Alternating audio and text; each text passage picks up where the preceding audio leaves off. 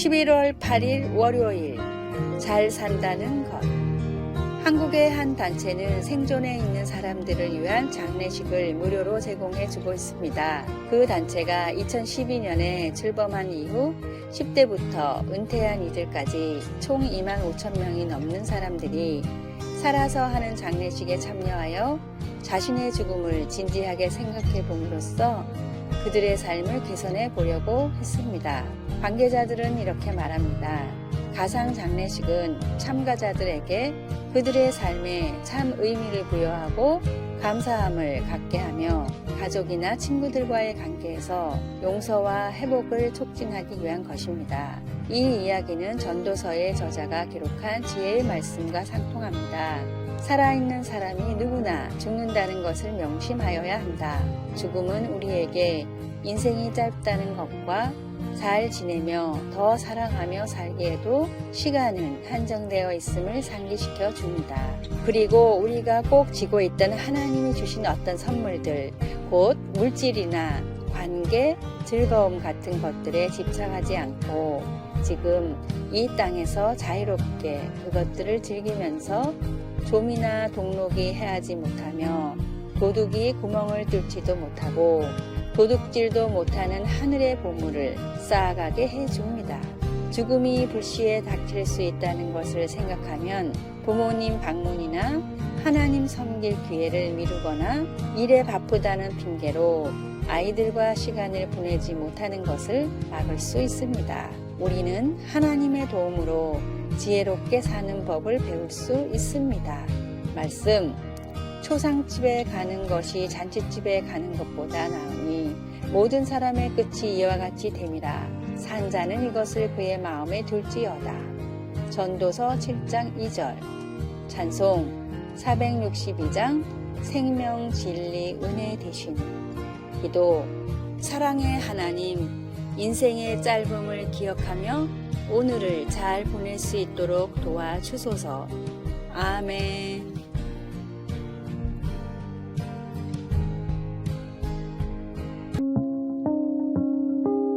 11월 9일 화요일 계약서에 적어야 할 것. 헌신에 대한 설교 말씀을 들은 한 성도가 예배 시간이 끝난 뒤 목사님을 찾아와 물었습니다. 목사님, 저도 주님을 위해 헌신하는 삶을 살고 싶습니다. 그런데 열심과 헌신의 차이가 무엇인지 도저히 모르겠습니다. 목사님은 잠시 자리를 떠나 종이와 펜을 가져왔습니다. 그리고 종이에다가 이렇게 적기 시작했습니다. 위임장, 내 인생의 모든 것을 예수님께 위임할 것을 나는 선언합니다. 이 계약서의 날짜와 서명을 적고 그대로 따르는 것이 헌신입니다. 열심은 내가 내킬 때만 예수님의 말씀을 따르는 것이지만 헌신은 언제나 예수님을 따라 사는 것입니다. 그런데 많은 성도들이 헌신을 하겠다고 사인은 하지만 날짜는 적지 않습니다. 그리고 어떤 성도들은 오늘부터 헌신하겠다고 날짜는 적었지만 서명은 또 하지 않습니다. 저 계약서의 날짜와 서명을 모두 적는 것이 진정한 헌신입니다. 구원받고 새로운 피조물이 된 뒤에 어떤 결심을 하셨습니까? 그리스도의 제자가 되겠다는 계약서에 날짜와 서명을 모두 적으셨습니까? 적으셨다면 충실히 계약을 이행하고 계십니까? 하나님은 단 한 번도 나와의 약속을 어기지 않으셨습니다. 이제는 내가 드린 약속을 지켜야 할 차례입니다. 평생을 갚아도 못 갚을 귀한 은혜를 부어주신 주님을 위해 기꺼이 감사함으로 헌신하십시오. 오늘의 말씀. 그러므로 형제들아, 내가 하나님의 모든 자비하심으로 너희를 권하노니 너희 몸을 하나님이 기뻐하시는 거룩한 산 제물로 드리라. 이는 너희가 드릴 영적 예배니라. 로마서 12장 1절. 오늘의 찬송 213장 나의 생명 드리니. 오늘의 만나. 주님, 내 삶의 주도권을 온전히 주님께 맡기는 믿음을 주소서. 하나님께 내 삶의 전부를 오늘 위임합시다. 11월 10일 수요일 우리를 위한 하나님의 계획.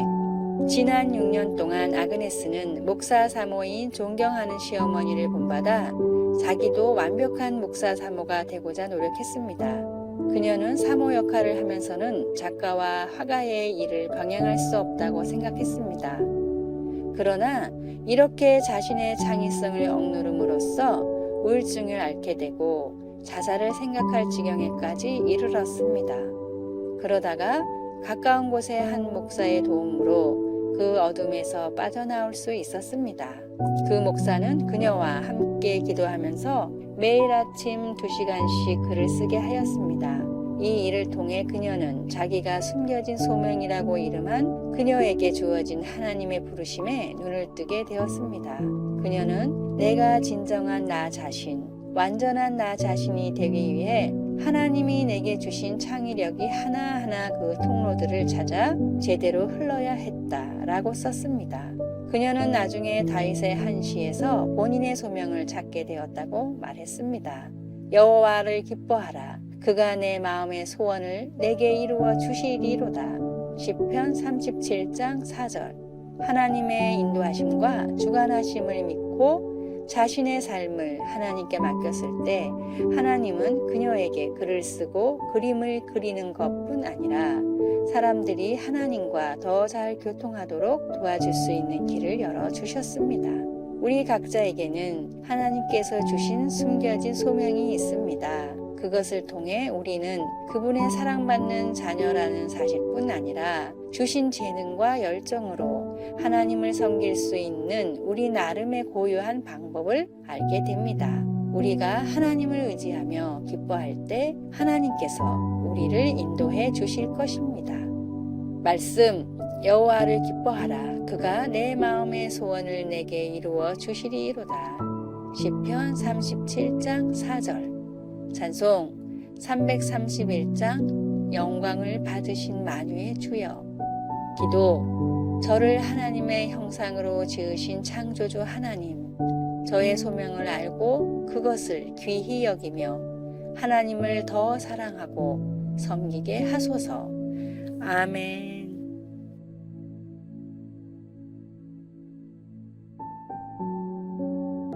11월 11일 목요일, 영원히 사는 법.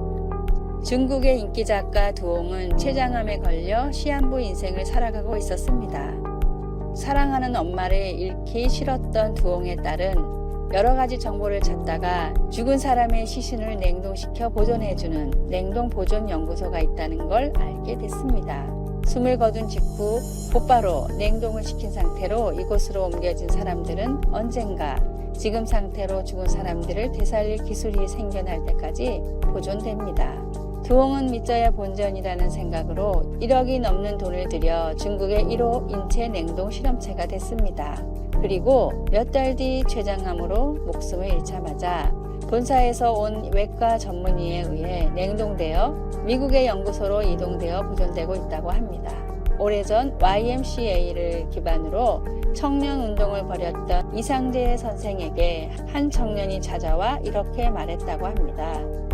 선생님, 신문기사에 장수비법이 나와 있어 가져왔습니다. 선생님 같이 훌륭하신 분이 더 오래 사셔야 하지 않겠습니까? 그러자 이상재 선생은 크게 웃으며 대답했습니다. 난 그런 거 필요 없네. 그 사람들은 진짜 비법을 모르거든. 나는 영원히 사는 법을 알고 있다네. 죽음이 정해진 삶에서 영생을 얻을 수 있는 유일한 방법은 죽음에서 이기신 예수 그리스도를 믿는 것 뿐입니다.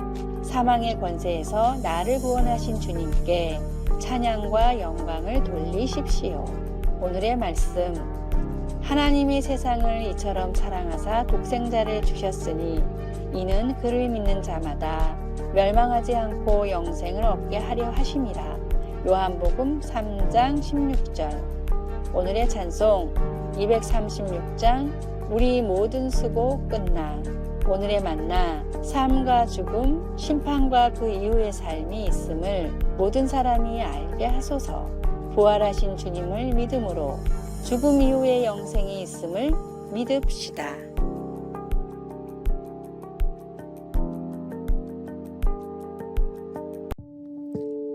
11월 12일 금요일 영원히 지속되는 말씀. 19세기 초 토마스 칼라일은 철학자 존 스튜어트 밀에게 자기 원고를 주며 검토해달라고 부탁했습니다. 그러나 사고인지 고의인지는 모르지만 그의 원고가 불 속에 던져졌습니다. 그것은 칼라일의 유일한 사본이었습니다. 그러나 그는 당황하지 않고 소실된 장들을 다시 쓰기 시작했습니다. 한낮 난로의 불이 그의 머릿속에 생생하게 남아있던 그 이야기를 멈추게 할 수는 없었습니다. 커다란 손실을 거치면서 칼라일은 그의 기념비적인 작품 프랑스 혁명을 완성했습니다. 타락한 고대 유다 왕국이 쇠약해가던 시대에 하나님은 예레미야 선지자에게 너는 두루마리 책을 가져다 내가 내게 일러준 모든 말을 거기에 기록하라고 말씀하셨습니다. 하나님은 임박한 침략을 피하기 위해 그의 백성들에게 회개할 것을 촉구하는 사랑의 마음에서 이 말씀을 하셨습니다. 예레미야는 말씀에 순종했습니다. 두루마리는 곧 유다의 여호야김 왕에게 전해졌지만 왕은 그것을 조각조각 베어 불에 던졌습니다. 왕의 불태운 행위는 상황을 더욱 악화시켰습니다.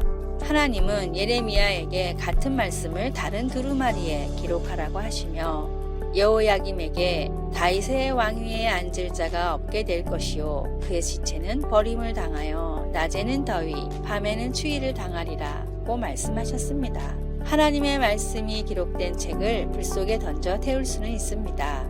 그것이 가능은 하지만 전적으로 무모한 일입니다. 글자 뒤에 있는 하나님의 말씀은 영원히 지속되기 때문입니다.